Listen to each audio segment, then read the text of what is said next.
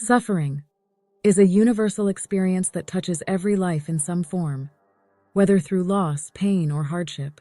While it is often something we try to avoid, psychology offers valuable insights into the meaning behind suffering and how we can respond to it in ways that promote growth and resilience.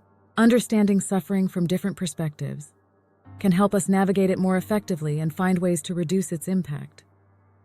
From an evolutionary perspective, suffering has deep roots in human history. It's a signal that something is wrong, prompting us to take action for our survival and well-being. For example, physical pain alerts us to danger, motivating us to seek safety. Emotional pain, such as loneliness or grief, signals a need for connection or healing. In this way, suffering serves an essential function. It pushes us to make changes, to seek solutions, and to protect ourselves. According to Maslow's hierarchy of needs, suffering arises when our basic needs, such as food, water, and shelter, are unmet. When we face financial struggles, health problems, or the loss of a loved one, we experience suffering at a fundamental level.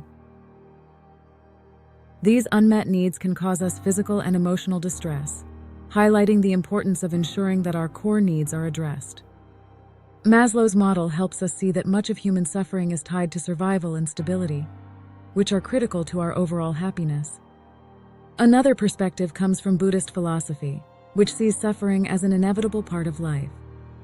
Buddhism teaches that much of our suffering comes from desire and attachment, the need for things to be a certain way, or the fear of losing what we value. The Four Noble Truths of Buddhism suggest that by recognizing the impermanence of life and letting go of attachments, we can significantly reduce our suffering. This perspective emphasizes acceptance and mindfulness as key tools for managing the pain and difficulties of life. Suffering is viewed differently across religions, but commonly seen as an intrinsic part of the human experience.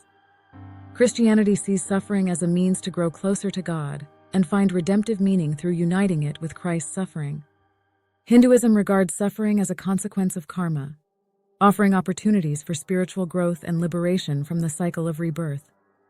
Islam interprets suffering as a test from Allah, meant to build faith and character, with a response involving patience and trust in divine wisdom. Judaism sees suffering as a complex aspect of existence, leading to reflection, ethical living, and communal support. For many, the most profound understanding of suffering comes from meaning-making, a concept emphasized by psychologists like Viktor Frankl. Frankl, a Holocaust survivor, wrote extensively about how finding purpose in suffering can transform it. While we cannot always avoid suffering, we can choose how to respond to it. By framing our struggles in the context of personal growth or a larger purpose, we can find meaning even in the darkest of times. This perspective suggests that suffering, while painful, can also lead to deeper insights, resilience, and a stronger sense of purpose in life. Emotional processing is another critical aspect of dealing with suffering. Oftentimes, when we experience pain, our first instinct is to avoid or suppress it. However, denying or running from our emotions can amplify the suffering we feel. Psychology encourages us to fully experience and process our emotions, whether it's grief, anger, or fear. By accepting and working through these emotions, we allow ourselves to grow from the experience. Awareness and acceptance are key to transforming suffering into something meaningful, rather than something that overwhelms us. So how can we cope with suffering in practical ways? First, it's important to recognize that suffering is part of life, and that we are not alone in experiencing it. This simple acknowledgement can reduce feelings of isolation. Finding meaning in our struggles, whether through personal growth, spiritual beliefs, or helping others, can provide a sense of purpose and direction. Talking to others and sharing our pain can also bring relief, as social connection is a powerful way to heal emotional wounds. Finally, mindfulness and acceptance practices, inspired by Buddhist philosophy, can help us let go of our attachment to control, reducing the intensity of our suffering. In conclusion, suffering is an inevitable part of the human experience, but our response to it is within our control. Whether we view suffering as an evolutionary signal, a disruption of basic needs, or a chance for personal growth, psychology suggests that how we approach suffering can determine its lasting impact.